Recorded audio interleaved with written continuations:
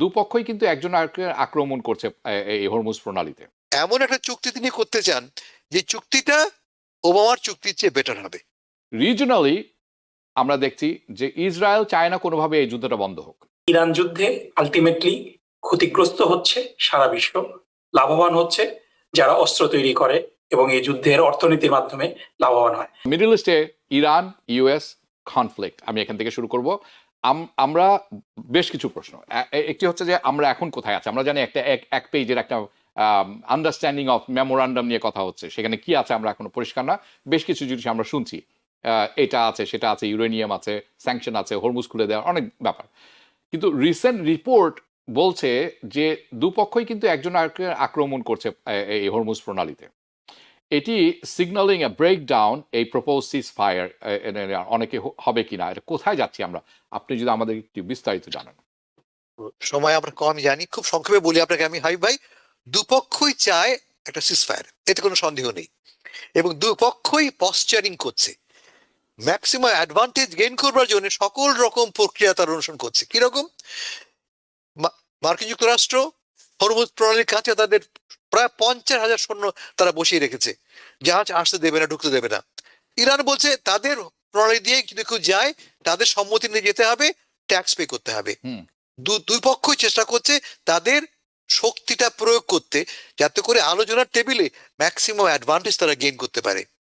আলোচনা হচ্ছে কি নিয়ে? আপনি বললেন এক পাতার এমওইউ তৈরি করা হয়েছে, আমেরিকা পাঠিয়েছে, রিভিউ করছে, প্রবলেম আজকে যে কোনো সময় আমরা উত্তর পাবো ইরানের কাছ থেকে। মূল ফোকাসটা কি? আমাদের প্রেসিডেন্ট ডোনাল্ড ট্রাম্প সাহেব চাইছেন একটা জিনিস শুধুমাত্র, জাস্ট ওয়ান সিঙ্গল কনসেশন চাচ্ছেন তিনি, যে চুক্তি হয়েছিল ইরানের সাথে ওবামার, তার চেয়ে বেটার চুক্তি আমি করতে পারি। লোকে যেন না বলতে পারে তুমি যুদ্ধ কেন গেছো, তোমার তো আগে এই চুক্তিটা অনেক বেটার ছিল। ফলে তারা কি চাইছে? তারা চাইছে যে ইরান আর তাদের ইউরেনিয়াম এনরিচমেন্ট করতে পারবে না, তারা কমিট করবে তারা পারমাণবিক অস্ত্র বানাবে না। এবং যেই এনরিচড ইউরেনিয়াম আছে, কেমন প্রায় 950 অলমোস্ট 1000 কিলোগ্রাম, সেটা হয় আমেরিকাকে পাঠিয়ে দিতে হবে অথবা থার্ড কোনো কান্ট্রিতে পাঠাতে হবে। বটম লাইন হচ্ছে যে এমন একটা চুক্তি তিনি করতে চান যে চুক্তিটা ওবামার চুক্তির চেয়ে বেটার হবে। কেমন? ইরান কি চাইছে? Very simple. ইরান বলছে, এক নম্বর, আমার সিকিউরিটি, আমার নিরাপত্তা। বারবার তুমি আমাকে আক্রমণ করতে পারবে না, আমি চুক্তি করলাম, আগামীকাল তুমি বা ইসরায়েল আবার আক্রমণ করলো, গ্যারান্টি কোথায় আমার? এটা এক নম্বর। স্যাংশনস লিফট করতে হবে। এই যে আমার কত অলমোস্ট 50 ইয়ার্স ধরে একের পর এক স্যাংশন দিয়েছে এবং আমার টাকা পয়সা সম্পদ বিলিয়নস অফ ডলার আটকে আছে, আমাকে লিফট করতে। কেমন? আর হরমুজ প্রণালী তারা বলছে তারা খুলে দেবে, কিন্তু হরমুজটা তাদের সভরেন টেরিটরি, এই তারা স্বীকৃতি চায়। তারা ট্যাক্স পে হয়তো করবে না, কেমন, কিন্তু হরমুজটা যে আমার এলাকার মধ্যে পড়ে, আমার টেরিটোরিয়াল ওয়াটারের মধ্যে পড়ে, আই ওয়ান্ট দ্যাট গ্যারান্টি।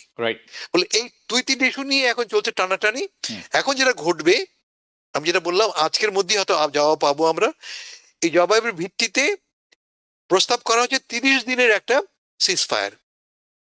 এই 30 দিন যুদ্ধ হবে না, হরমুজ প্রণালী খুলে দেওয়া হবে, মার্কিন যুক্তরাষ্ট্র তার ব্লকেট তুলে নেবে, স্যাংশন লিফট করা শুরু করবে, এবং এই 30 দিনের মধ্যে আমরা আমাদের পরবর্তী আলোচনা, আমাদের সিজ ফায়ার নিয়ে আলোচনা করা শুরু করবো এবং একটা লঙ্গার টার্ম চুক্তিতে পৌঁছবো।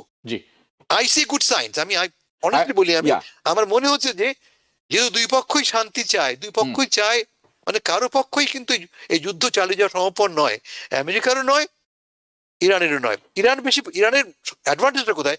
ইরান পেইন সহ্য করার ক্ষমতা অনেক বেশি, সেই শক্তি ট্রাম্প সাহেবের নেই, সেই শক্তি। হ্যাঁ, এবং আমি আসলে আসবো আপনার কাছে, কারণ আপনি একটি লেখা লিখেছেন, আমি পড়েছিলাম। আমার মনে হয় এটি একটু আলোচনা করা দরকার আছে, আমি আসছি সেই ক্ষেত্রে একটু পর। নকিবুর রহমান, এই যুদ্ধে there are winners and there are losers. সামগ্রিকভাবে বিশ্বব্যাপী সাধারণ মানুষ হলো লুজার, যারা প্রান্তিক মানুষ আছেন, developed countries, under developed countries, they are the biggest loser, এটি অনস্বীকার্য। রিজনালি আমরা দেখছি যে ইসরায়েল চায় না কোনোভাবে এই যুদ্ধটা বন্ধ হোক। তারা চায় যেটা কোনোভাবে যদি আবার শুরু করে দেওয়া যায়, যার জন্য তারা লেবাননে আক্রমণ বন্ধ করেনি, গাজায় এখনো তারা আক্রমণ করছেন।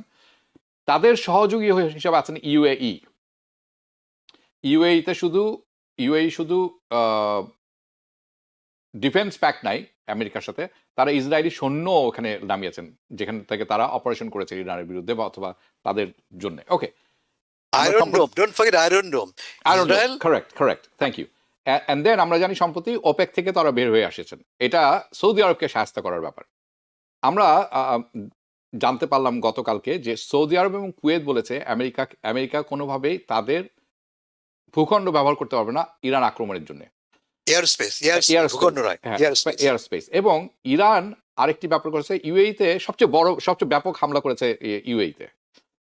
আমরা শুনছি কুয়েত আর সৌদি আরব এই দুটি অংশ তারা এয়ার স্পেস ব্যবহার করতে দিবে না আমেরিকাকে। এই ইউটার্নের কারণটা কি সেটি আমি জানতে চাবো আপনার কাছে। ইউএই যে বের হয়ে আসলো সেটিতে ইউএই মানে এখন মুখোশ উন্মোচিত হয়ে গেছে। They are the one who actually instigated war in Yemen and Sudan and Libya, we know that all this things. এই যে মানে ইউএইর যে দুবাই এবং এই যে ট্যুরিজম সব ভেঙে পড়েছে, why do you think Saudi Arab and কুয়েতের ইউটার্ন, সেটি একটু শুনে নেওয়া দরকার। সো প্রথমে শুরু করি, আপনি যেটা বললেন যে যুদ্ধের লাভ লোকসান কার। পৃথিবীতে যত যুদ্ধ হয় এই যুদ্ধগুলাতে আলটিমেটলি যে কোনো যুদ্ধ শুরু হয় একটা সমস্যা সমাধানের জন্য, কিন্তু যুদ্ধ শেষ হলে আরো 100টা সমস্যা তৈরি হয়, এটা রিয়ালিটি। এবং যুদ্ধে একেবারে স্পেসিফিক যুদ্ধের সরঞ্জাম যারা তৈরি করে এবং এই যুদ্ধের মিলিটারি যেই ইনস্টলমেন্ট তারা ছাড়া অন্য কেউ কিন্তু লাভবান হয় না, সবাই ক্ষতিগ্রস্ত হয়। এবং এই ইরান যুদ্ধে আলটিমেটলি ক্ষতিগ্রস্ত হচ্ছে সারা বিশ্ব, লাভবান হচ্ছে যারা অস্ত্র তৈরি করে এবং এই যুদ্ধের অর্থনীতির মাধ্যমে লাভবান হয়। তারা ছাড়া এভরিওয়ান ইজ এ লুজার।